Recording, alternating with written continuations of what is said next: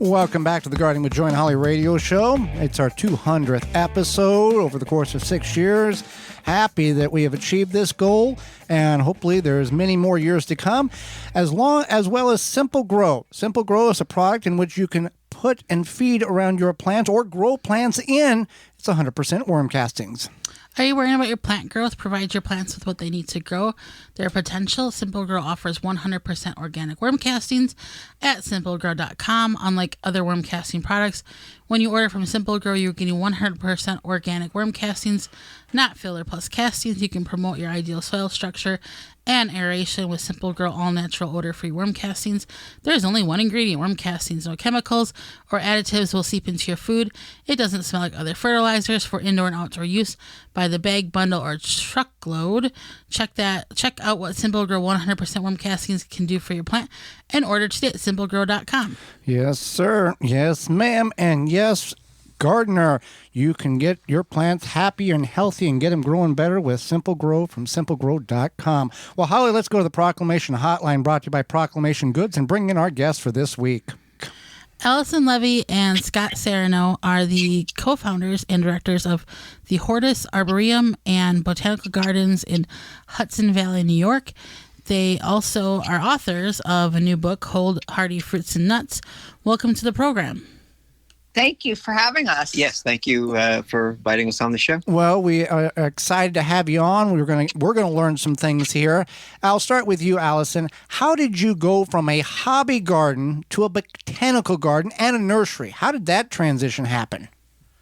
Well, actually, it kind of just happened, to be honest with you. We started planting originally for artwork, and we were putting plants in. I was doing it for seeds and flower petals and leaves.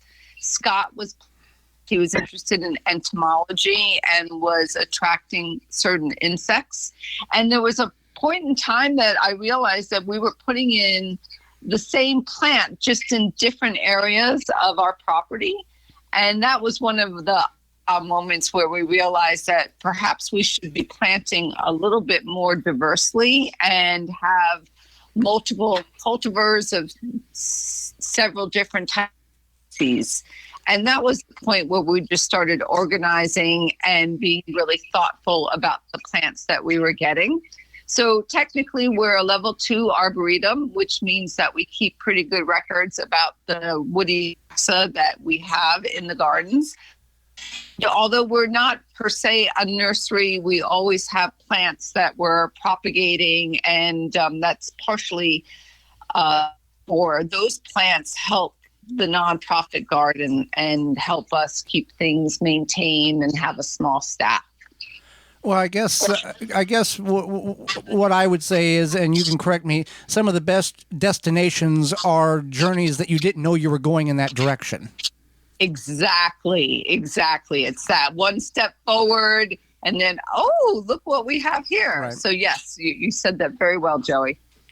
Fantastic. So Scott, what is the ecosystem like in your garden altogether, and what type of plants do you have throughout? Is there a theme? Is it varied?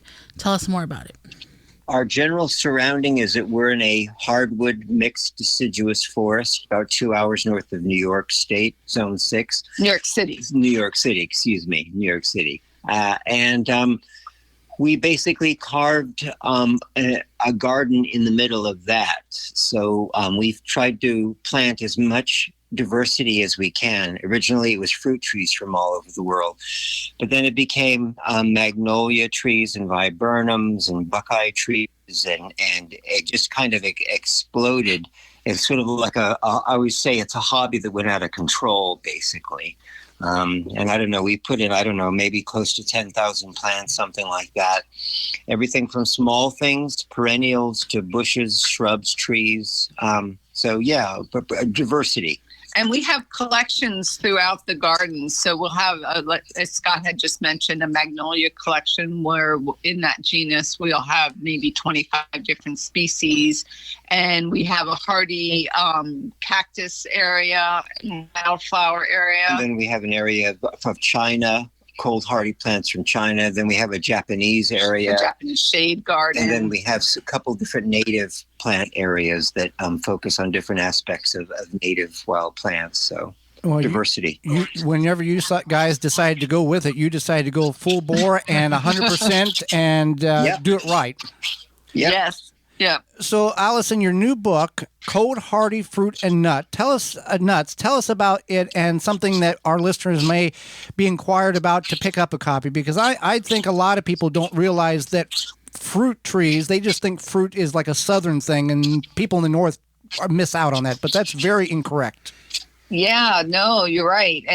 And one of the things Scott and I found over time, because we would side gig as landscapers and working at other people's gardens, that the two most asked questions or the two most problematic fruit trees that we would see in people's landscapes were always apple trees and peach trees. And we were always being asked, why are these trees failing? Why am I not getting fruit that, is without having any sort of diseases on it? And that journey, that process kind of led us to look at fruiting plants that were lower maintenance that we could grow in the Hudson Valley, and things that at first we had not really ever heard of, but that have a long, rich history. One of them is medlar, which is a wonderful tree that has its origins in the Caucasus Valley, in the Caucasus region in Anatolia and Turkey. And so we started planting that. Maybe we've had a tree in for about 20 years, and we never once have had a single problem with it. And the fruit, which is one of these really unusual fall to winter fruits where the fruit needs to basically blet or rot, and sugars change, and that changes the consistency of the fruit, meaning that you are now eating something that tastes like applesauce with a little bit of cinnamon or berry flavored. And we were like, why aren't more people growing this very, very low maintenance, pest-free tree? And we started seeing that with a lot of things that we were not familiar with, including, let's say, Che and Schizandra vine. So we started being interested in experimenting and seeing how they did here. And for us, they did extremely well, which is really the essence of creating this book, where we wanted to share our trials and evaluations and our joys of having fruit, as well as some nuts that really required very little maintenance and no sprays at all. Now, both of you can answer this. In your personal opinion, do you have a hypothesis of why some of these fruits and trees and nuts are not commercially pushed? Is it just because they've been lost over time, or they're just the commercial people doesn't think there's money in it to be made? Both of those reasons. Okay. I think conservatism, too. People's concept of fruit is what they get at a supermarket, right. Peaches and apples and strawberries. And there's nothing wrong with those crops, but peaches and apples tend to be sprayed huge amounts. They're some of the most sprayed crops in the United States. And with peaches, it's because of wild cherry trees in our forest, which have about 150 pests. So the difference between a peach and a wild cherry is a few chromosomes and genes. So if you garden in woods in the northern part of the United States, the eastern seaboard to the Midwest, probably, the pests are going to come looking for your trees, is where, as she mentioned, medlar, but like pawpaws and persimmons, our pawpaw and persimmon trees have never had any major pests whatsoever, and they yield pretty consistently in lean, bad years where there's not very much rain, and also in kind of wet years. I think also the problem, if you want to call it a problem, is a lot of these fruits really need to be eaten standing underneath the tree or right out of hand, right. And that they can't be picked early. So a lot of our fruit industries that we, the fruit that we get at supermarkets, a lot of it is picked earlier. It's ripened en route in the truck. So you've kind of lost that wild flavor that you get right from eating something off a tree. Yeah, the classic example of of a berry that everybody has in almost every state in the United States that's been ruined is blackberry. Dead ripe blackberries are extraordinarily delicious and rich and sweet and wild. And those need to be picked when they're disintegrating in your hand. That's when the sugar is high.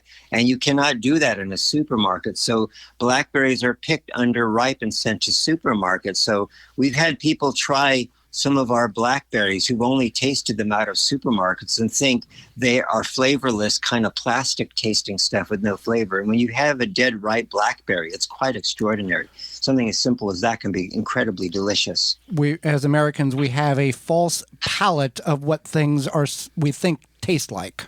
Yeah. Exactly. And I do think that there is now a lot more interest, and you do see pawpaws and American persimmons at local farmer markets, and there's definitely a resurgence with those particular native fruits. I think something like, let's just say, a medlar again, or goji berries. A lot of people know about goji fruit. I don't think people realize it's a fairly easy bushy vine to grow, and that most of the fruit that we get, even if it is quote unquote organic, is coming from China, and there's nothing locally being grown here. So I do think that there's room for these types of markets. It's just getting the word out to farmers, both established and young ones, to get them excited. We're forever expounding on the virtues of Schizandra vine, which is a 5-flavor berry. It's a very, very healthy, nutritive fruit, and you can get it dried at at some local co-ops for $30 a pound. But we're not growing that anywhere within the United States yet. And we're hoping that the book kind of inspires people who want to grow something that hasn't really been done yet, that they could try doing that and seeing if there's a market for it. We think there is. Definitely. So we are talking with Allison Levy and Scott Serrano, the co-founders and directors of the Hortus Arboretum and Botanical Gardens in Hudson Valley, New York. What are, who are we asking, Allison or Scott? Oh, either one. Either one, okay. What are some tips for creating more diversity for people in their own backyards? Yeah, I'd say a lot of the world lives in suburbs and cities and small towns. So small size things that can be fit within a yard. So a grafted self-fertile persimmon like Zucchus, which is spelled Zukis, that's a slow-growing, small, self-fertile persimmon tree that produces kind of butterscotch flavored fruit, grows slowly, produces gobs and gobs of fruit. That's great. I love quince. The old Mediterranean quince produces really extra. Again, it has to be cooked, so people abandon this. This used to be a popular fruit, but those are great small self-fertile trees that produce jelly that tastes like a cross between peaches and pineapple to me. Honeyberries, which are more from the Arctic regions, kind of like the Canadian tundra and in Siberia. That's a small, wonderful early fruit. It's before strawberries. That's the first kind of more Arctic fruit that comes in northern climates. That's great, honeyberries. And some of the smaller cultivars of these particular fruits that Scott's mentioning can be grown in pots as well. So like there's smaller cultivars of blueberry, there's smaller cultivars of honeyberry. You could do a vine and have that kind of creeping either as a ground cover or going upward and on a post. So there are a lot of creative ways that you can incorporate one or two. There are even these trees that they call fruit cocktail trees, where you have more than one graft on a tree. And we're particularly fond of Asian pear for people, where you could be growing 3 different types of varieties of Asian pear, which is not a ginormous tree to begin with. And you could have that on your property and or grow it along the street, and that helps with diversity. Yeah, as well. and we love Asian pear because European pears could sometimes take 10 to 12 years to develop. And we've seen small, tiny Asian pear trees that are only maybe 4 or 5 feet tall that are already producing pears. And they tend to be more pest-free than the European ones, so they're a great choice. Well, you two are very knowledgeable about all of this. you both grow up gardening, or did one of you find the other one and kind of influence, or what was the story behind the Green Thumb connection? No, it's completely accidental. We're trained as artists, and we sort of stumbled into this and became obsessed with growing things and then eating different types of thing. It was a kind of a natural process, and then it just kind of, like I said, it's like a hobby that kind of went out of control. So, and the way we did that is by buying lots and lots of books and reading and kind of trying things out and experimenting and sometimes failing. Sometimes you learn a lot more from failing than you do from succeeding. And just over a period of many years, things start to stand out as being easy to grow and other things are troublesome. So that's how it was an organic process. That's definitely very interesting. The happy accidents of life are the best. Yep. Well, we really have enjoyed having you on the show. How can our listeners find more information about you all? Oh, okay. Well, and thanks for having us on. Yes, thank you. One of the easiest ways is to go visit the website of this nonprofit that we run. It's Hortus, spelled Hortus, Gardens with an S, GARDENS.org. And that's the website. It's actually, we're just in the process of redoing a new website. For now, this will get you to the other place, and it'll tell you a little bit about us, the history. There's a link to see all the different plants that have been cataloged. If you're in the Hudson Valley, it can. There's a tab that shows you how you can visit, since we're open on the weekends to the public. There's also a way to come visit if you're out of state. We have a little garden cottage at the end of the Arboretum. So visit us online and learn a little bit more about what we're doing. And please order our book. You can do that through Chelsea Green Publishing. That was the publisher for the book as well. Well, Allison and Scott, we greatly appreciate the time and the knowledge, not only for Holly and myself, but all of our listeners across the country. Thank you for that. You're welcome. Thank you so much for your interest. For more information, please visit thewisconsinvegetablegardener.com.